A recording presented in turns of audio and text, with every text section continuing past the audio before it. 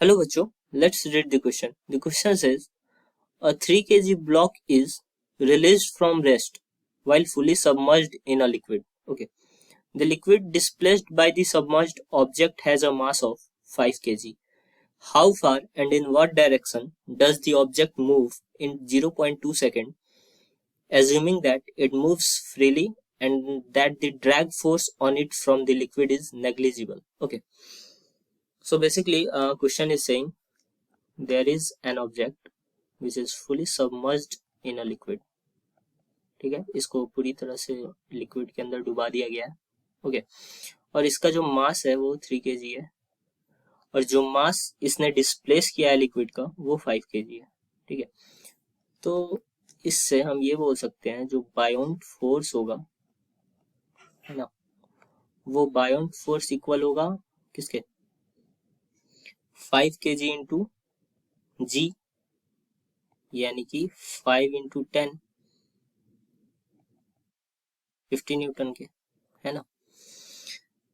और जो वेट होगा इसका, इस ऑब्जेक्ट का जो कि फुली सबमर्ज्ड है, weight will be 3 kg into g. G we are taking as 10. Okay, so 3 into 10 is equal to 30 Newton. Okay, so let's write the key concept here. जो key concept हम use करने वाले हैं, key concept will be,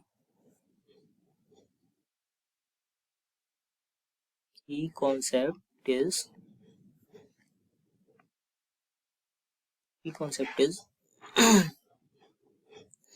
net force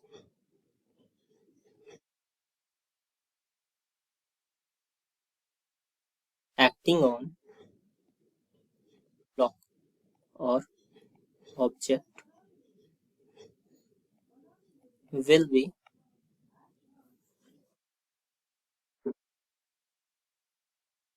difference of buoyant force and weight. अगर weight ज्यादा होगी तो फिर वो नीचे की तरफ जाएगा.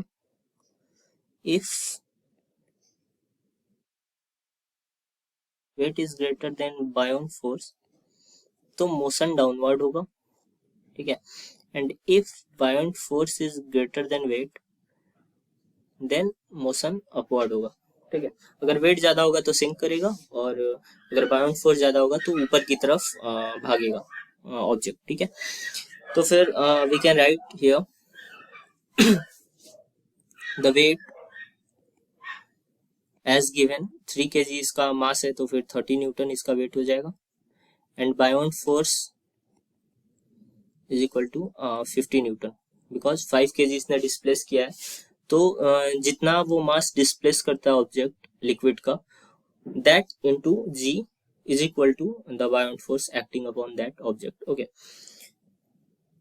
तो buoyant force is greater than weight. ठीक है, so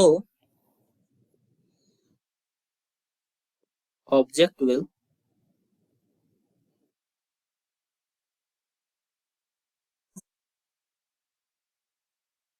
up. ठीक है, and net force will be 50 minus 30 is equal to 20 Newton upward. Okay, इतना क्लियर है. ठीक है, जो नेट फोर्स होगा वो 20 न्यूटन अपवर्ड होगा क्योंकि बायोन फोर्स एक्ट कर रहा है जो कि ज्यादा है 50 न्यूटन उसके वेट से. ठीक है, now acceleration of body will be 3 kg उसका मास है तो 20 Newton upon 3 kg.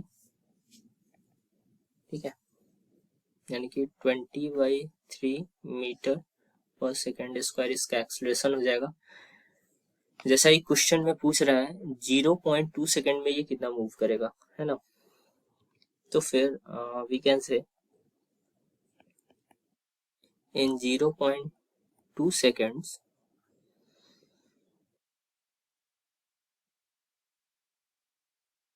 object will go, formula क्या होता है, s is equal to ut plus half at square. u तो 0 दिया हुआ है बिकॉज रेस्ट से स्टार्ट हो रहा है एज गिवन, ठीक है। तो फिर ये टोटल 0 हो जाएगा, है ना। तो s यानी कि टोटल डिस्टेंस जो ये मूव करेगा that will be half at square. a कितना था हमने कैलकुलेट किया था 20, this is the acceleration 20/3, okay okay. Half into half into 20/3 into time ये दिया हुआ है 0.2 सेकेंड में पूछ रहा है, ठीक है। तो 0.2 का whole square, this we can write 20/6 into this will be 2/10 and 1/5, okay, then this will be 1/25, I think so, yeah, this will be 1/25, this total, and this will be totally 20/150, so 4 and yeah, so 2/15 meters this will move upward in 0.2 seconds, okay. So 2/15 meters should be the answer,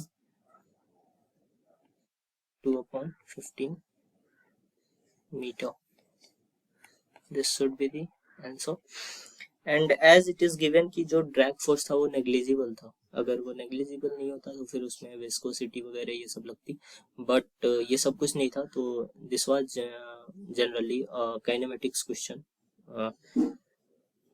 apart from that fluids question, okay.